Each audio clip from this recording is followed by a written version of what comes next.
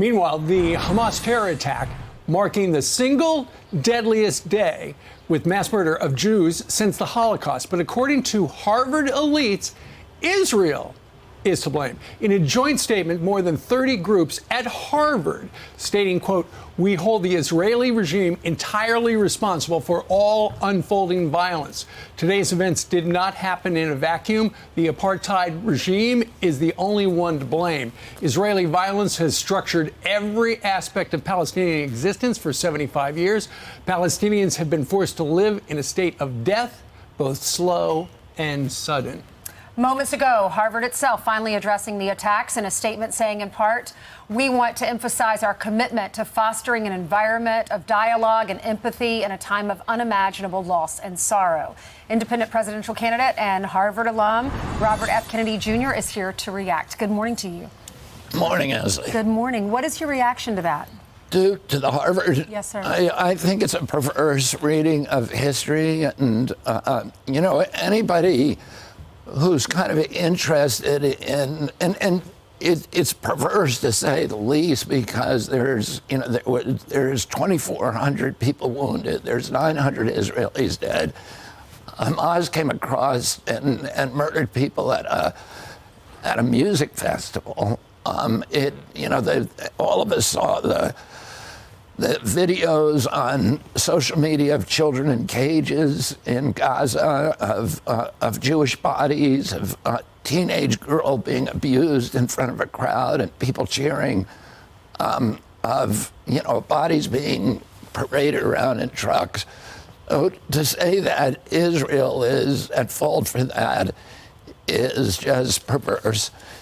And then if you look at the history of the region, anybody who believes that narrative, which is a propaganda narrative, should go look at Prince Bandar bin Sultan's speech in 2020. He was a great champion. He was the head of the Saudi intelligence. He was at all the peace negotiations. He's a huge champion, lifelong champion of the Palestinian people. And what he said again and again, the Palestinians have been betrayed by their leadership. Yasser Arafat died a billionaire. Mahmoud Abbas, the current leader of the Palestinian Authority, is a billionaire. His sons are 100 millionaires. They keep their people in poverty. Again and again, the Israelis have offered peace on extremely generous terms. The Ehud Barak in 2000 offered again and again, 1937, 1947, 2000. The Israelis have wanted to trade peace for land. And they, again and again, the Palestinian leadership has betrayed its own people by refusing to even negotiate about that, or refusing to a counteroffer.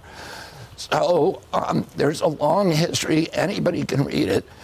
People, again, who are skeptical of that, who are buying this narrative, should go to Prince Bandar's speech, and he recounts it. He was at the front line of everyone, and every time he said it was the Palestinian leadership, out of greed, out of cowardice, who betrayed their own people by refusing to negotiate for peace. Riyadh has not given up on their version of the Abraham Accords, expanding it despite this conflict and their relatively unsympathetic statements towards the Israelis initially on Saturday.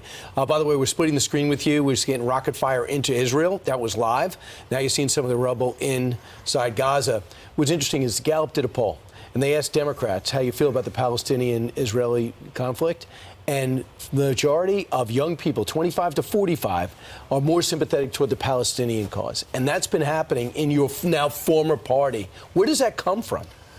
I think it's not only at the lower levels of the party, too, but I think, President Biden, by giving $6 billion to Iran without any conditions, without any indication or pledges of peace, has probably aggravated the situation now. Well, we got hostages back in exchange.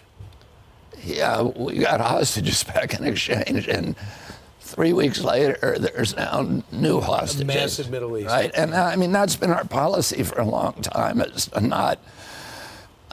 not pay for hostages, and because it just encourages more kidnapping and more hostage taking, and that's what we're seeing here.